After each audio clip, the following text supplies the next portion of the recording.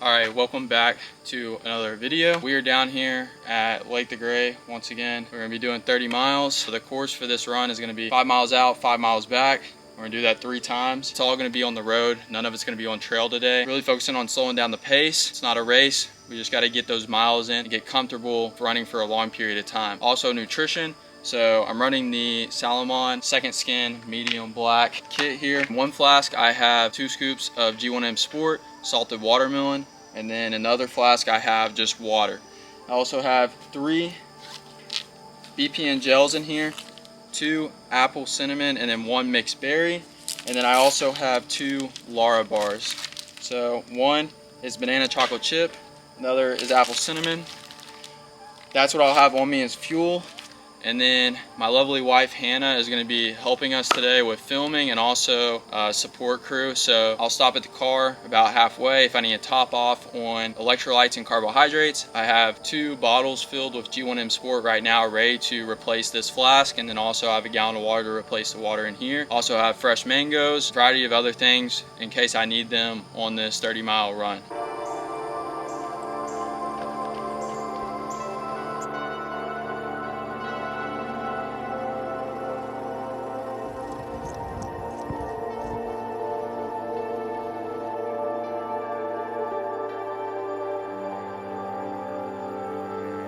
I'm 3 miles in.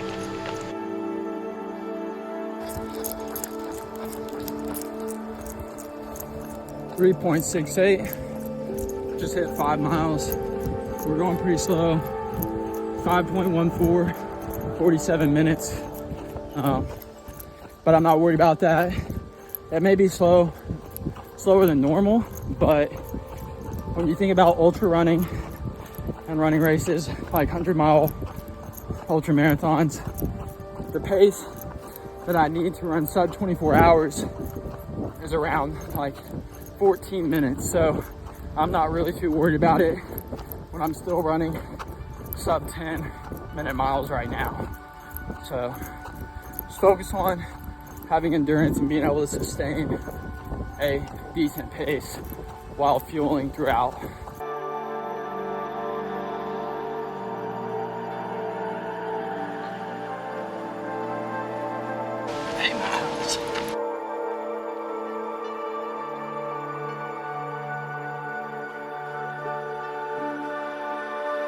This is the only decent hill that there is today on this course, going down and up. It is at a slight incline most of the way out on this course, going up on Skyline Drive here at Lake the Gray, but going back down there's a slight decline, so it kind of evens out, and it's not too much of an incline where I'm burning my legs out on the way up or putting too much load on them on the way down. That is one thing about running downhill. If you're new to running or you don't know a lot about the physiology behind it, is that it's going to feel easier in the moment versus going uphill, but the impact it's going to have on your muscles is going to be worse in the long run than it would be running uphill, because there's a lot of load and impact on the way down.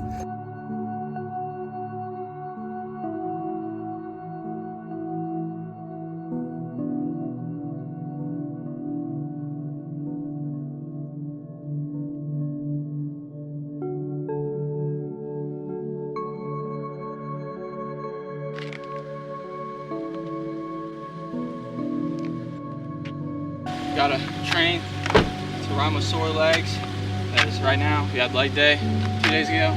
Different when you run with fresh legs, it feels a lot better, but when you get to mile 60, 70 in an ultra marathon, your legs aren't gonna feel fresh. So that's what we're trying to do right now.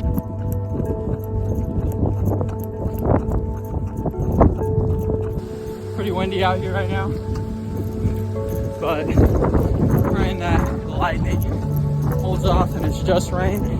It's just rain. We're going to continue pushing on, push through the storm, just like bison do. It's faster to run through the storm than out of it. No, I'm just kidding. If it's lightning and really bad weather, we're going to take a pause, hop in the car, wait for it to pass over, and then we'll continue chucking on. Out of breath because it's hit that one hill that I was talking about. The only hill in this course We're at 14.8 miles. Getting pretty hungry, and I'm empty on both flasks, but we're gonna get up here 0.2 more miles, get to 15, turn around, and then at 16 miles, we'll meet up with my wife Hannah. We'll fill up the flask. We'll get some other stuff to continue out the other 14 miles of this run.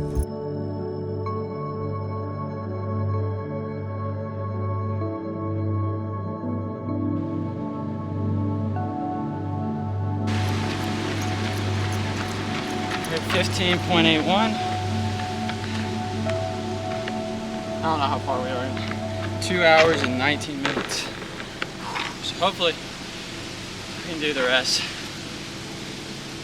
Be under 4.5 hours, but it's looking like it's gonna be closer to 5, which I'm okay with because I've never ran over 26.2 miles and I haven't even done a marathon prep worth of work for this ultra marathon right now. So we're just getting miles in. That's all we're doing right now. Getting the leg used to being fatigued and still trucking along. Straight to the old bloodstream, straight to the muscles. That nice glucose. It's my mobile aid station. So topping off on the water. We're also going to be topping off the other flask with G1M Sport, 2 scoops. Put that in there. Most important things when you're running this long, you're doing endurance work, is going to be make sure that you're consuming water, but you're also consuming electrolytes, specifically sodium and potassium, and carbohydrates, mainly simple carbs that can go straight into your bloodstream and straight to your muscles and can get utilized. Those are the big things that you need to be worried about, because once you start running for a long period of time and you're not replenishing with either water or electrolytes, carbs, you're going to start cramping up in one way or another, or you're just not going to have the energy to keep on going. So make sure you're doing that.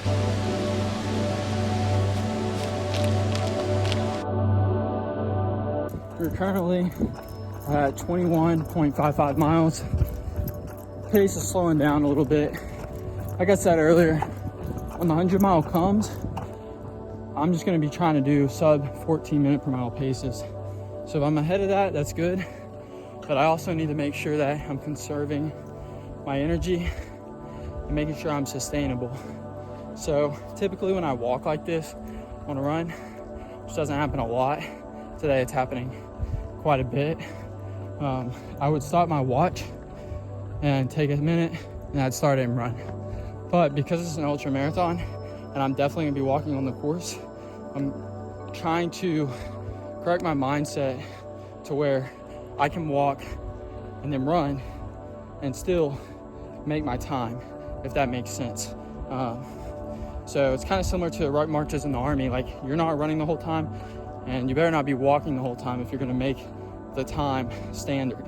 So walk, do a little airborne shuffle, maybe actually get up and run. But that's what we're working with right now. I had a little bit of stomach issues, nutrition wise.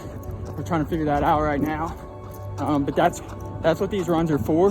That's what testing is for, to see how your body reacts to different nutrition so that you have a good nutrition strategy come race day.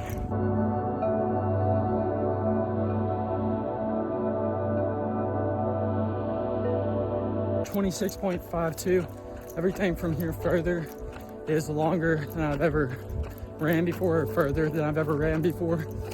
We're about to stop up at the road up here, probably about a quarter mile, top back off on water, hit the last 3-ish miles because I'm black right now and the humidity has increased significantly.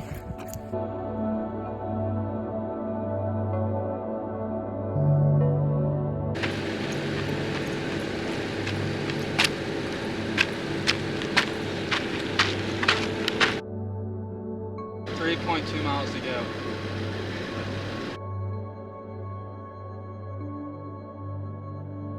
We're at 28.35. Hurting, but we're almost there. Just one foot in front of the other.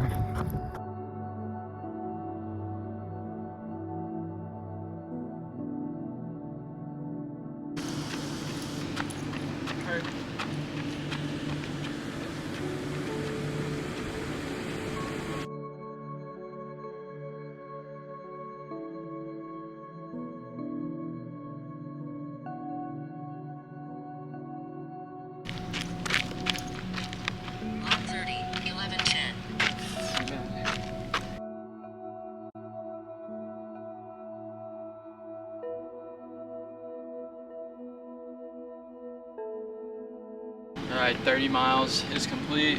That was rough. 9:17 average pace, 4 hours and 38 minutes. Puts us at 58, almost 59 miles for the week. Definitely the heat and humidity caught up to me, and also 9:17 pace isn't bad. I mean, I stopped a couple of times because I had some stomach issues, and then to refill, obviously. But going into the race, we'll have a lot more time per mile that we can add on to.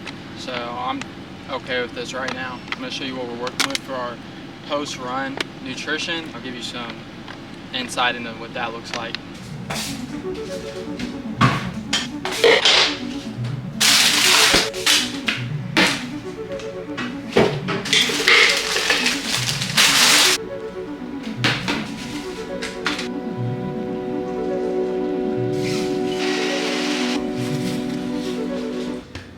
This is the post-run smoothie that we've been going with lately. So mixed berries in there. I think this one has pomegranate seeds, cherries, blueberries, strawberries. We have about a handful of spinach. I usually just freeze my spinach so it doesn't go bad. And then I got apple cinnamon oats. I have protein, really any protein. I have rice right now, so I use rice cinnamon toast because I didn't finish it off. I have 1 banana, and that is it. This is the post-run recovery, and then after this, within about an hour afterwards, I'll have an actual full meal. So 30 miles today, first I've ever run. There's gonna be a lot of content coming soon from this training prep for the 100 miler. So thank you for watching. God bless. Hope you have a great day. We'll see you next time.